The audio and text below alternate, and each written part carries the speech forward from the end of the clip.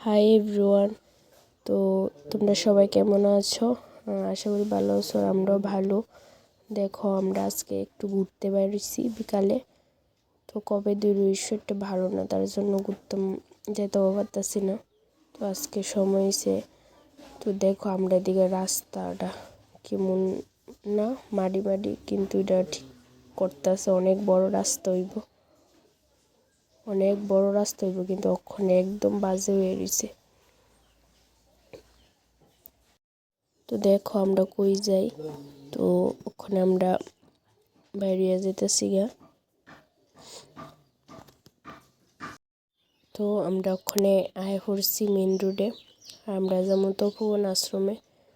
তো তপোবন আশ্রমের সামনে আয় করছি, ওখানে ভিতরে ঢুকুম। আর অনেক দিন পর তপোবন আশ্রমে আইছি, প্রায় 1 বছর পর মনে আইছি। তো কি ভালো লাগতেছে। আগে প্রায় সময় আইতাম, আর ওখানে তো এমন আওয়া পড়ে না। তো দেখো আয় বসছি, খুব সুন্দর। তোমরা যারা যারা আসছো তারা তো জানো খুব সুন্দর আশ্রমটা। তো ওই দেখো আয় বসছি, ওখানে নেমে আমার মেয়ে দেখো কি করতেছে। এখানে আমি ভিতরে যাবো। তো আমরা ওখানে আস্তে আস্তে ভিতরে যাবো। দেখো ভিডিওটা স্কিপ না করে দেখো। ইয়েটা মানে মন্দিরটা এত সুন্দর, মন্দিরটা মানে কাছে না আইলে কেউ বুঝতেই পারতো না। ঠাকুরটা দেখো, ঠাকুরটা লাগে যেমন মানে অরিজিনাল বইয়া রয়েছে।